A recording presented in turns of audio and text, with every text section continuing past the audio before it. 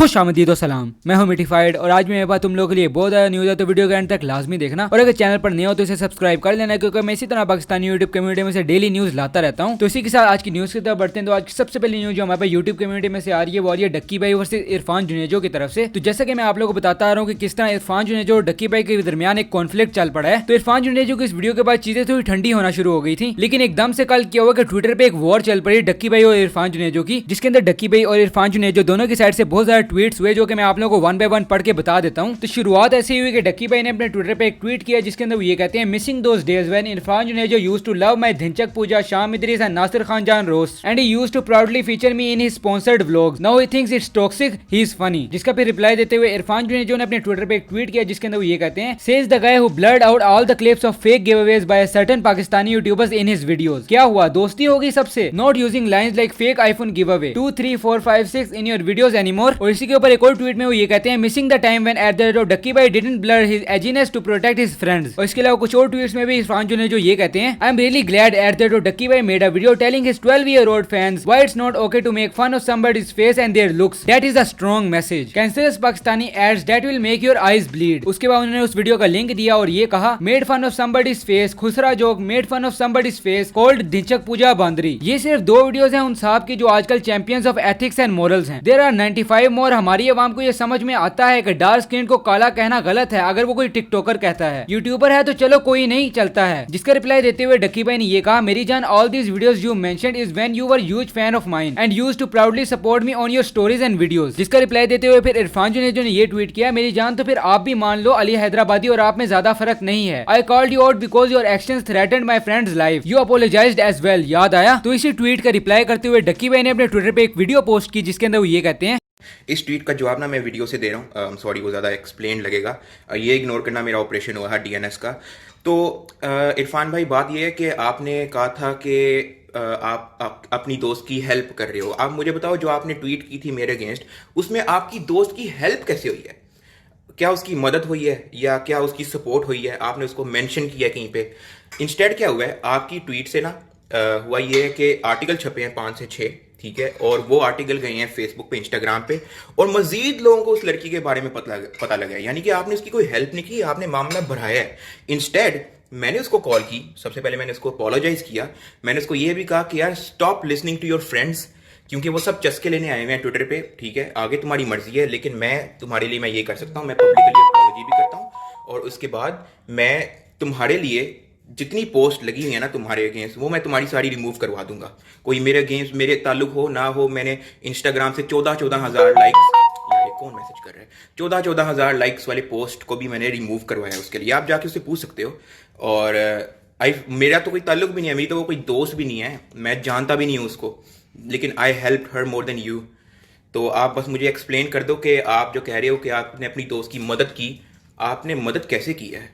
आप कह सकते हैं, आप बल्कि आपको चाहिए था मुझे रीच आउट करते कहते कि यार ये मेरी दोस्त है, आपने इसके साथ गलत किया, आप इसको फिक्स करो, रिमूव दिस, मैं कर देता आपकी, आपको पता है मैं कैसा इंसान हूँ, आपसे पहले भी जब बात हुई हुई है, ठीक है। या आप कह सकते हैं पब्लिकली कि यार उसने माफ़ी मांग लिया, उसकी इंटेंशन नहीं थी, तो स्टॉप सेंडिंग हर हेट। ये होता है हेल्प करना, लेकिन आपने उस लड़की की हाइप को यूज किया टू ट्वीट अगेंस्ट मी। अब आप मानने को तैयार नहीं हो, वो मेरा मसला नहीं है। और उसी वीडियो का रिप्लाई करते हुए इरफान जुनेजो ने एक ट्वीट किया, जिसके अंदर वो ये कहते हैं, जी साद भाई, हम सबको पता है कि आप बहुत बड़े वुमेन राइट एक्टिविस्ट हैं। When it was your reputation on the line, you even defended it first, retweeted tweets that were in your support, you conveniently left that part out, enjoyed the video दो। जिसका reply देते हुए Ducky Bhai ने ये कहा, you still didn't reply to what I said. इसके अलावा Ducky Bhai ने एक और ट्वीट किया, जिसके अंदर वो ये कहते हैं, OMG, Irfan Junejo's best friend is inciting violence against people, when is he getting cancelled. और यहाँ पर आप लोग देख सकते हैं कि उन्होंने हमजा इब्राहिम की वो स्टोरी शेयर की जो उस टाइम पे उन्होंने अपलोड की थी, जब शाम इदरीस और फ्रोगी का मीटअप होने वाला था पाकिस्तान में। उन्होंने डक्की भाई की फेवर में ये स्टोरी अपलोड की थी, जिसके अंदर बेसिकली वो ये कहते हैं कि सारे कराची वाले बेताब हैं शाम इदरीस और फ्रोगी के मीटअप के लिए, कि वो उनको ये बताना चाहते हैं कि ये कराची है, और आगे उन्होंने कहा काम 25 है। तो डक्की भाई के इस ट्वीट का रिप्लाई देते हुए इरफान जुनेजो ने ये कहा, I am sorry, I didn't see the part where he said I must slap you. जिसके रिप्लाई में डक्की भाई ने ये कहा, do you even know what Kaam 25 is? जिसके रिप्लाई में इरफान जुनेजो ने ये कहा, do you know who got rape threats threats and death threats because of your tweet. If Sham says he got raped and death threats because of my friend, I'll ask my friend to apologize. But I guess Sham will always point towards you and his wife and my friend who got life threats. इसके अलावा ढक्की भाई को इस tweet जिसके अंदर वो ये कहते हैं you still didn't reply to what I said का रिप्लाई देते हुए इरफान जुनेजो ने ये कहा I'll reply every single one of your questions if you just answer 2 of mine first. You are pissed off. I disassociated with you publicly. Then let's start with that what I wrote in the tweet. Is it okay to body shame, make transphobic jokes? If not, then when are you deleting those videos? Hello ढक्की भाई कब delete कर रहे हो भाई? When all we are talking about today is trying to be better people and mending our ways. जिसका reply देते हुए ढक्की भाई ने ये कहा दे देता हूँ जवाब, हौसला रखो, अभी खाना बनाना है, शावर लेना है, अर्जेंट सीन है तो बता दो वरना वेट करो थोड़ा. जिसका आखिर में जवाब देते हुए इरफान जुनेजो ने ये कहा ये सब ट्वीट करने से पहले सोचना था डियर, चलो कंसल्ट कर लो और लोगों से फिर दे देना जवाब. तो ये कल एक बहुत बड़ी लड़ाई हुई थी ट्विटर पे, जितनी भी हुई है मैंने आप लोगों को बता दी है. इसके बारे में और कुछ पता चलता है मैं आप लोगों को बता दूंगा. इसी के साथ से नेक्स्ट न्यूज जो पाकिस्तानी यूट्यूब कम्युनिटी में से आ रही है वो आ रही है मूरू और वकार जका की तरफ से. तो जैसे कि आप लोगों को पता है कि टिकटॉक अनबैन हो चुका है, तो उस पर ट्वीट करते हुए मूरू ने ये कहा India and US ban TikTok for sovereignty and security. Indonesia bans TikTok to stop pornography. Pakistan unbans TikTok #TikTok. और जैसा कि टिकटॉक वापस आ गया और टिकटॉक पे ज्यादा वल्गर कंटेंट आने लग गया, तो इस पर बात करते हुए वकार जका ने अपने इंस्टाग्राम पर कुछ स्टोरीज लगाई जिसके अंदर वो ये कहते हैं टिकटॉक अनबैन हुआ है. आप जरा कंटेंट देखें, कुछ अच्छा डाल रहा है लेकिन जो ज्यादातर है उफ वो जो स्टेज ड्रामा वाले एकदम आ गए हैं 2-3 आईडीज लेके. और क्या उन्होंने टिकटॉक अनबैन होने पे अब अथॉरिटीज इस पे कुछ करेंगी नहीं, बाद में पता चलेगा जी पूरा सोशल मीडिया. आपको पता है इंडिया में जो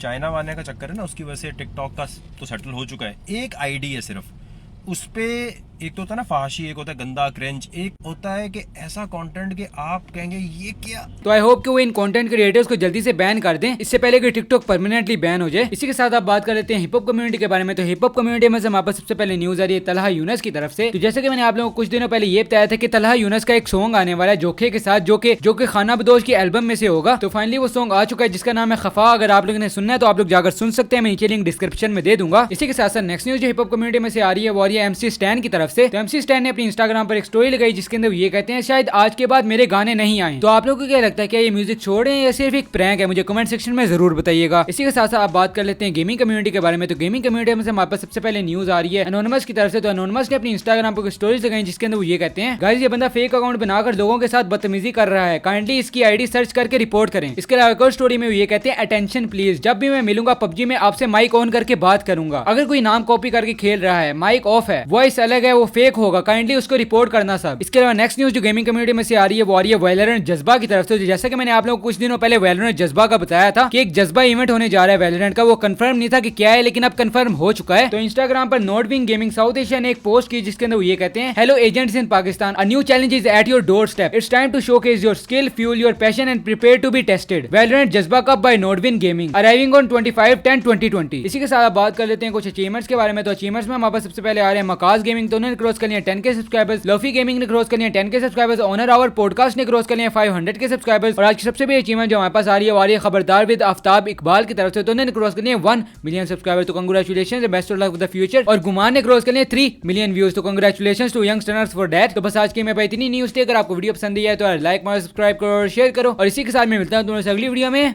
अल्लाह हाफिज.